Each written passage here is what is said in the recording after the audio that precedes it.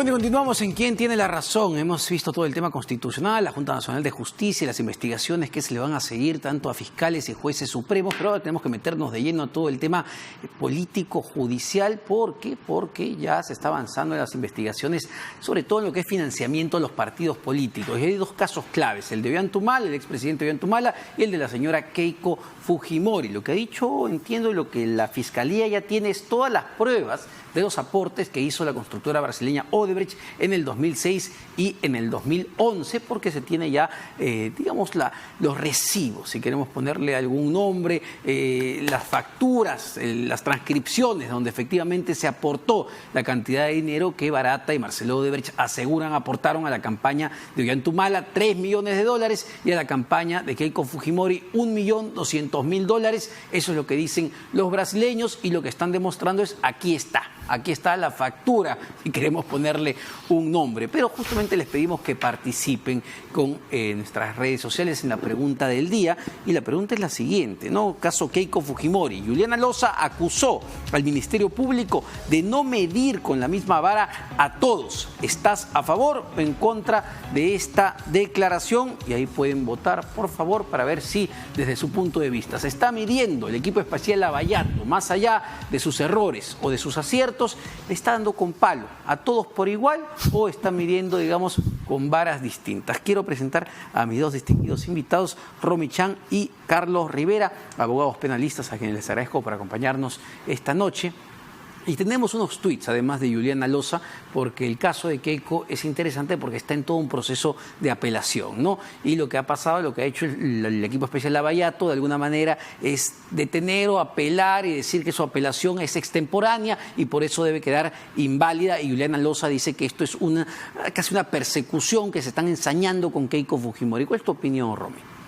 Bueno, lo que pasa es que es un caso bastante singular, ¿no? Y yo digo bastante singular porque, insisto, nos vamos quedando en el tema de la prisión preventiva, en discutir si procede o no, si hay peligro de fuga o no, si hay elementos, pero no se siente que realmente el caso avance en lo que respecta al fondo. Puede ser que sí, que hayan elementos, hay un tema interesante en discusión, pero lo cierto es que en el tema penal lo importante es el fondo del caso, es poder llegar a acusaciones, poder pasar a juicios, poder ser todos los peruanos y todas las peruanas testigos de lo que se puede actuar en un juicio que además es público, ¿no? Y eso, ahí nos quedamos cortos, ¿no? Es decir, la impresión que da, y ahí me podrá discutir el doctor Rivera, la impresión que da es que el equipo especial Lavallato está más interesado en meterlos a la cárcel, a los políticos, a Keiko, al expresidente Humala, a PPK, que ir al tema de fondo, la acusación de fondo, que es el tema supuesto lavado de activos. Buenas noches, Omar. Buenas noches, Ron. Mira, en este asunto yo creo que, no sé si hablar de un exceso en términos del celo del Ministerio Público para impedir una apelación. Yo, te soy sincero, leí algunos tweets de Juliana Loza, me quedé satisfecho en términos de la explicación que daba de que ella había cumplido con presentar en el día y cumpliendo los mecanismos procesales correspondientes la apelación. Creo que no hace bien el Ministerio Público de centrarse de manera una cosa formalista, persistente en un asunto estrictamente formal, ¿no es cierto? En un asunto que el Ministerio Público creo que lo ganó de manera adecuada, ¿no es cierto?, en un debate bastante largo en realidad, ¿no es cierto?, en el que creo que una de las fortalezas del Ministerio Público, y aquí acudo a responder tu pregunta, fue justamente acreditar que tenía más evidencia, más elementos de convicción de la Comisión de Derecho Electivo de los que se discutieron en octubre del año 2018 cuando se dio la primera prisión preventiva. Creo yo, y ahí coincido con Romy, en el sentido de que el Ministerio Público me parece que lo sensato sería perfilar sus baterías y el esfuerzo de su desempeño en cumplir lo que el fiscal Vela Barba dijo hace algunas semanas. Primero señaló que la acusación se presentaba la primera o segunda semana de febrero, y eso no es cierto. Luego ha hecho un cálculo mucho más sensato y ha señalado que se presentará en el mes de abril.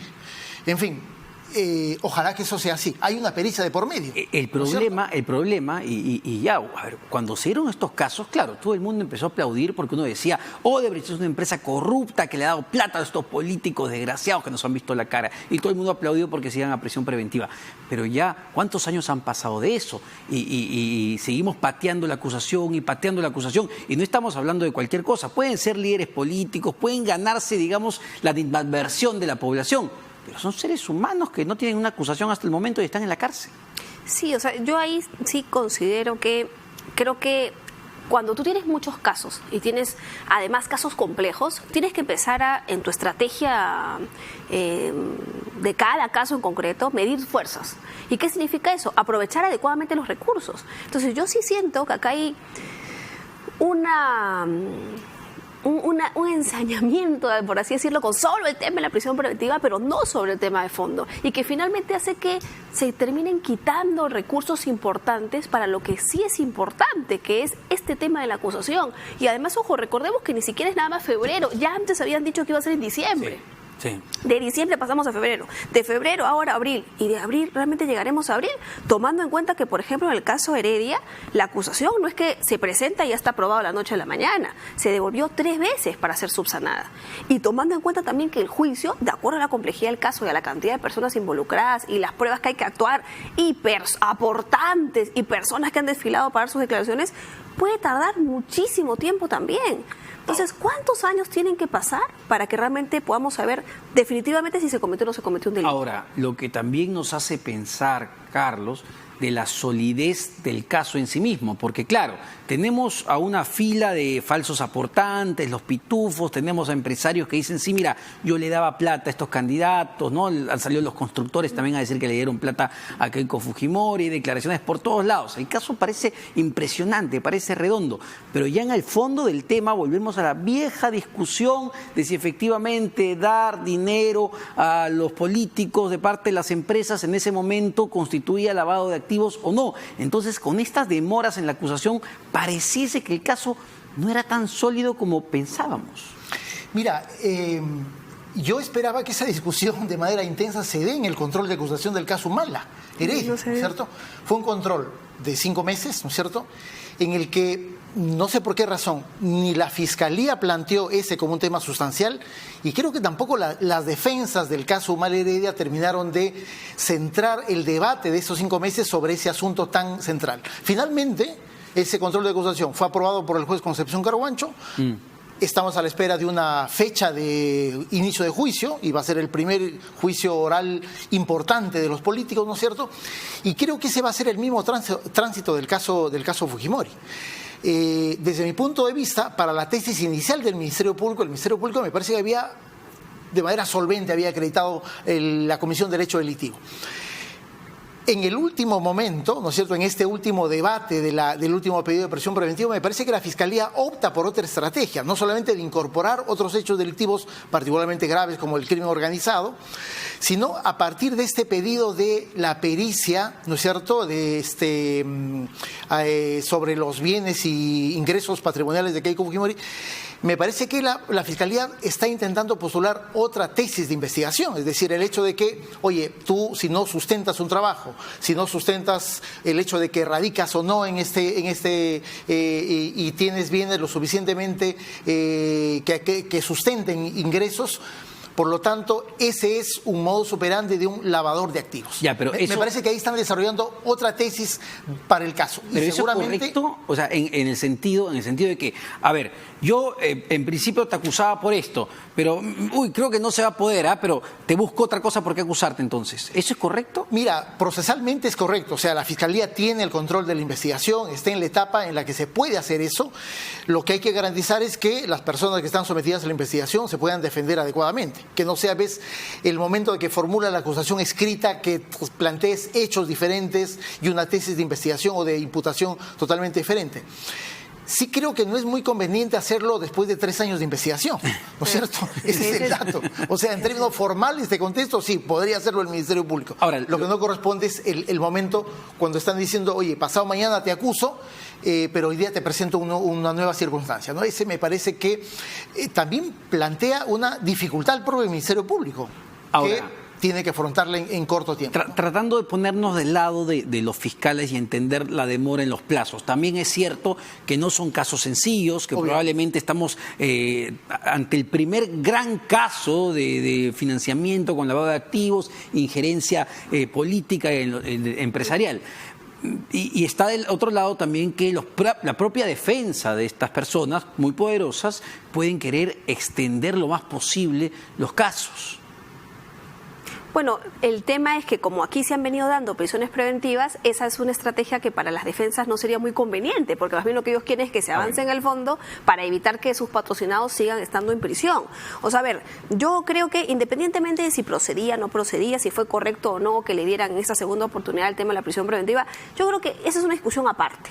El asunto, y es lo que tú señalas, ¿no? Importante de fondo es, caramba, realmente estamos frente a un caso de lavado de activos con un tema de organización criminal, con un tema, o sea, con todos los delitos que se vienen imputando, o realmente pasa que el tiempo nos hace notar que las imputaciones se van debilitando. Porque el problema es que estos cambios de imputación, estos cambios de hechos en los que se fundamenta la imputación, en el fondo realmente reflejan un tema de una debilidad en lo que la Fiscalía inicialmente planteaba, ¿no? Entonces, en ese contexto, yo sí creo que sería saludable un enfoque o un detenerse, hacer una pausa y buscar centrarse. Porque, por ejemplo, esto de que hayan desfilado 40.000 aportantes, muchísimas personas, casi más de 100 personas, solamente para demostrar el tema de que no, es que acá había pitufeo, porque en verdad se estaba utilizando nombres de personas que no habían hecho el aporte. Sí, pero eso estaba bastante claro. La pregunta es, ¿con eso es suficiente para acreditar el lavado de activos? Entonces yo creo que acá esta discusión de fondo, de observar los elementos, las conductas que se requieren para el lavado de activos, es indispensable para una investigación.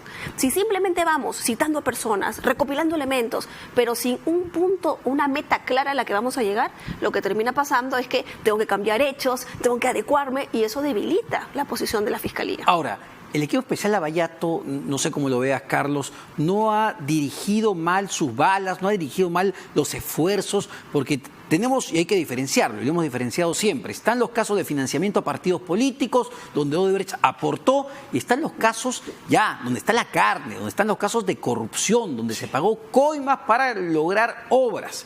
Entonces, ¿no debió ser eso más bien donde empujar todo el esfuerzo, toda la fuerza del equipo especial? Mira, no, yo creo que el esfuerzo del equipo especial, desde mi punto de vista, sí ha estado adecuadamente enfocado y dirigido en ambas direcciones. Porque efectivamente me parece que el equipo especial desde el inicio plantea una tesis de investigación. Dice, oye, acá hay lavado de activos y también hay corrupción. Y me parece que los casos emblemáticos son el caso Keiko Fujimori y Fuerza Popular en el tema del lavado de activos, ¿no es cierto? Ahora es cierto, le han sumado organización criminal y otros hechos delictivos, porque tengo la impresión que ellos evalúan de que puede haber una debilidad en el tema del lavado y por lo tanto hay que fortalecer otro tipo de circunstancias con otras imputaciones. Y el otro caso, los casos de corrupción, me parece que el caso emblemático es Alejandro Toledo, ¿no es cierto? En este último yo tengo la impresión que la Fiscalía ya tiene un caso absolutamente construido, han anunciado una segunda acusación, y es probable que sea el caso, como se suele decir, más redondo en términos de la construcción que ha logrado la Fiscalía, no solamente de imputación, sino de acreditar con un montón de evidencia o elementos de convicción, no solamente de parte de los brasileños. Pero no te olvides línea 1 del metro, también otro tema claro, clave, importante, que claro, el expresidente García, claro, pasó lo que pasó, se terminó suicidando, pero eso no implica que no se tenga que investigar todos los que estaban implicados por debajo. De hecho, hasta donde recuerdo, me parece que fue el primer caso importante sobre el cual se comenzaron a dictar prisiones preventivas. Todos ya están libres, ¿no es cierto? Todos ya están libres. A eso es lo que me refiero, claro. Como, a ver, y no puedo estar fondo, interpretando, es una interpretación mía, pero ya no está Alan García, que vistosamente verlo tras las rejas hubiese sido el gol para el equipo especial Lavallato. Bueno, ya no está Alan García. Vamos a quitarle un poquito de fuerza a este caso y mejor vamos por los casos que nos van a dar más notoriedad. No sé cómo lo veas, Rom. Es que yo creo que ahí está el punto, ¿no? Porque, a ver, corrupción, si hay corrupción, la corrupción se debe combatir. No importa que lo haya hecho un postulante a la presidencia, un expresidente, un ministro o alguien por debajo en el equipo. Entonces yo creo que la corrupción se debe combatir igual. Y el mensaje de me centro en una persona, me centro en una determinada agrupación, no me parece saludable. Y no me parece saludable porque finalmente termina hasta enturbiando la lucha contra la corrupción. Mediatizándola. La investigación. ¿No? O sea, yo sí creo que está muy mal, por ejemplo, que los abogados o los investigados en los casos se terminan enterando de disposiciones o de medidas en su contra, pero a través de los medios, porque a uno les notifican las resoluciones o las disposiciones. Eso es algo que no es saludable en la lucha contra la corrupción, porque no suena bien, no suena transparente. Entonces, a mí sí me parece que esas cosas deberían eliminarse y más bien concentrarse en resultados concretos y no estar pensando tanto en la tribuna, sino en ganar el partido. Y el partido solamente se gana metiendo goles y las acusaciones son los goles.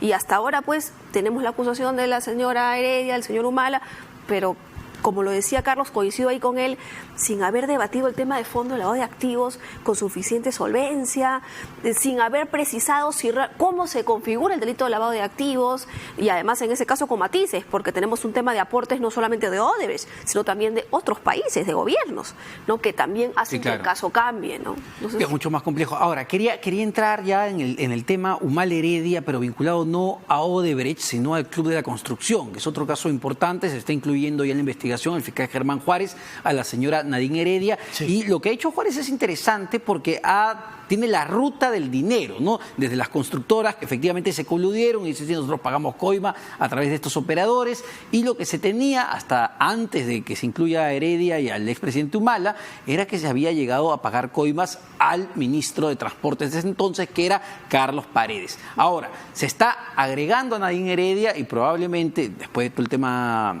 que tengan que levantarle su inmunidad y esto, también al expresidente Ollanta Humala. Pero ¿les parece claro, digamos, que efectivamente el expresidente pudo haber estado involucrado en estos pagos de sobornos? Bueno, la declaración del supuesto colaborador eficaz a mí me parece que contiene la mayor gravedad, ¿no es cierto? La mayor gravedad. Y esa es la razón por la cual el Ministerio Público ha tomado la decisión de incorporar a la esposa del expresidente, ¿no es cierto? Porque dan cuenta de que efectivamente habría ella también intervenido en una suerte de aceptación, ¿no es cierto?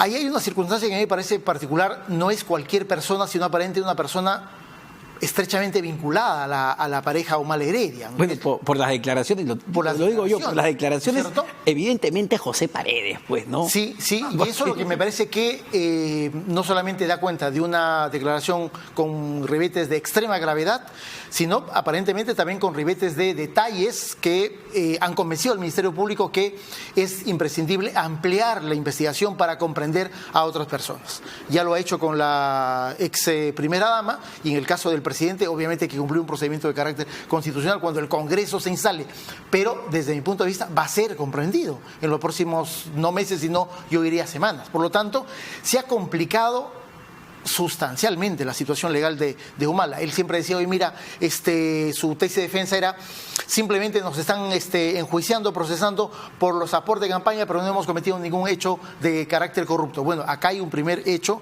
en el que Humala no solamente va a tener que enfrentar la declaración del colaborador eficaz, sino el avance de la investigación en el caso del gasoducto, ¿no? Que me parece que es un caso de los más complejos. Ahora, lo que dijo el expresidente Humala sobre este caso es claro, a ver, demuéstrenme que ha entrado esa cantidad de dinero, 18 millones de dólares, por las puertas de Palacio de Gobierno, y lo que él cree más bien es que esto es una manera de presionar a los colaboradores eficaces para que digan cualquier cosa, porque estos buscan salvarse de la cárcel porque están implicados y ya están embarrados.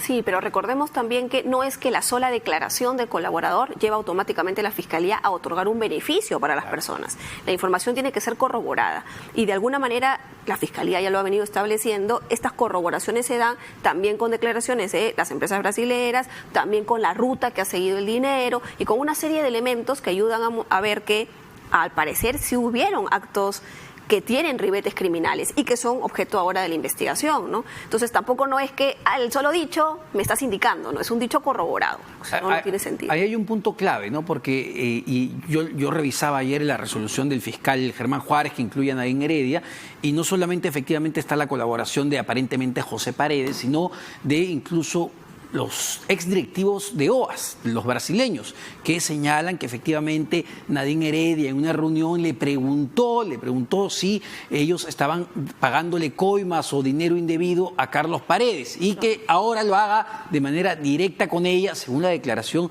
de este brasileño. Leo Piñeiro.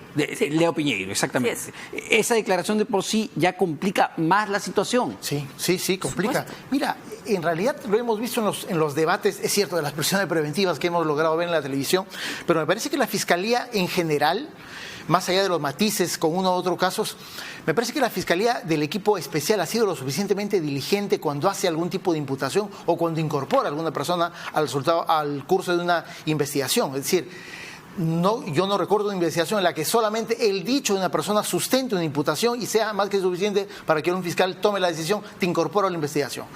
Me parece que en eso, yo a eso le doy un valor en realidad en cuanto a la disciplina que ha tenido la Fiscalía y la capacidad no solamente de recibir las declaraciones, sino de tener la posibilidad de hacer un ejercicio mínimo de corroboración que lo lleve a tener una conclusión. Hay un hecho de carácter o de relevancia penal que involucra a tal persona, en este caso a Nadine Heredia y al expresidente, y me parece que ese es el resultado de la decisión que ha tomado finalmente Juárez. Esa es la base que ha tomado y ahora, es cierto, ellos ya tienen el derecho a la defensa y tienen un nuevo caso sobre el cual desarrollar una estrategia legal, pero me parece que la Fiscalía ha apuntado en una dirección completamente adecuada. Ahora, yo sí tenía una duda enorme sobre el tema del Club de la Construcción, ¿no? Porque efectivamente se ha centrado en un periodo de tiempo específico que abarca justamente el gobierno del expresidente Humala, pero Indecopi hace una semana nada más sacó también un inicio de investigación por la vía administrativa, pero que va y arranca desde el 2002 hasta el 2016. Y lo que ha, encontrado en Indecopi es que efectivamente estas más de 30 constructoras desde el 2002 vienen coludiéndose en detrimento del Estado. Entonces, ¿por qué la investigación se centra en un periodo tan corto y no va mucho más allá? Porque esto no es de un solo gobierno, esto es una política de estos empresarios vivarachos. Bueno, yo creo que ahí es también un tema de estrategia, ¿no? Porque si nosotros miremos ya cuánto está demorando la investigación solamente circunscrita al tema del gobierno de Humala, si ampliáramos todo en una sola investigación penal, probablemente esto complicaría muchísimo más el caso y no tendríamos nunca un resultado final, ¿no? Es más, incluso yo me pregunto qué tan saludable fue que en este mismo caso se incorporara de frente a la señora Nadine Heredia cuando el caso ya estaba avanzado, porque lamentablemente, perfecto que se sigan descubriendo personas, qué bueno que surjan nuevos elementos y hayan nuevos involucrados si es que realmente han cometido el delito. Pero lo cierto también es que, nuevamente insisto, esto termina dilatando las investigaciones y no dando resultados finales, ¿no? Que es lo que finalmente todos esperamos. ¿Qué se esperaría para el 2020, ya que sea el año de las acusaciones, que el equipo especial Lavallato ya calentó y están ahí, empiecen a meter goles como locos o no? Mira, yo creo que el 2020 es un año, desde mi punto de vista, decisivo por el contexto en el que se está desarrollando, ¿no? Y creo que hay tres cosas desde nuestro punto de vista que deberían ocurrir. Uno es el inicio del juicio de Humala Heredia. No podría postergarse hasta el próximo año. Creo que a mediados de este año ya deberíamos tener una fecha de juicio o un juicio oral iniciado. Segundo, definitivamente tendría que haber la acusación presentada y ojalá bajo control del caso Keiko y los cócteles de Fuerza Popular. Y lo tercero es que ojalá, y tengo fe en eso, que se resuelva de manera definitiva la extradición de Alejandro Toledo, se extradite a Toledo y se dé inicio al juicio oral de Alejandro Toledo. Me parece que si esas tres cosas ocurren, el panorama de los procesos del caso Lavallato cambiaría sustancialmente y aceleraría las decisiones judiciales que ya no la Fiscalía, sino el Poder Judicial debe tomar sobre el fondo de los casos, ¿no? Perfecto, muchas gracias a ambos, Romy Chan y Carlos Rivera, abogados penalistas, dándonos luces sobre estos temas y esperemos que el 2020 ya sea el año de las acusaciones fiscales para ver algunos goles del equipo especial Lavallato. Vamos a una pausa, no se vayan, venimos con más en Quién Tiene la Razón.